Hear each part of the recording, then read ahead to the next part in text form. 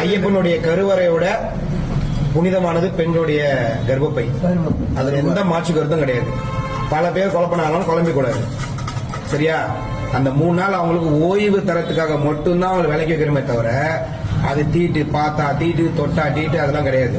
அதே மாதிரி அவங்க தான் நம்ம விரதத்துக்கு மிக முக்கியமான காரணம். நீ ஒரு வீட்டுல ஒரு பையன் மாலை போட்டிருக்காருன்னா அந்த வீட்டுல இருக்க அம்மா காலையில உனக்கு முன்னாடி எழுந்து அந்த சாமிக்கு முன்னாடி எழுந்து எல்லாமே செஞ்சு பணியோட செஞ்சு படையல் போட்டு எல்லாம் பண்றது வரைக்கும் அவங்க தான் பண்ணுவாங்க.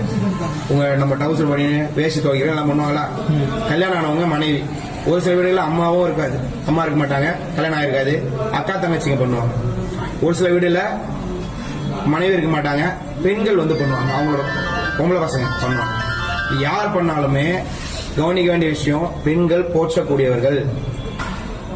அவங்கள மலைக்கு தான் வர வேணாம்னு சொல்லியிருக்காங்களே தவிர அவங்கள பார்க்க கூடாது, அவங்க இந்த விஷயங்கள் வரக்கூடாது. ஐயப்ப விரத முறைனால ஆண்களுக்காக தான் அப்படின்ற எண்ணம் இருந்தா தயவு செய்து அதை மாத்திக்கோங்க. அவங்க வீட்டுல எல்லா தகுதியும் இருக்கு, அவங்க எல்லாமே பண்ணலாம். வீட்டுல விளக்கேத்துறது, பூஜைகள் அவங்களுக்கு முன்னுரிமை கொடுக்கலாம். அவங்கள வச்சா நீங்க எதுவுமே பண்ணணும். நம்ம ஒரு வீட்டுல இருந்து போறோம்னா அவங்களால மலையேற முடியாது. அவங்க வேண்டுதலையும் சேர்த்து நாம தான் கொண்டு போய் ஐயப்பன் கிட்ட சேர்க்க போறோம். நம்மளால என்ன ஒரு போஸ்ட்மேன் வேலை.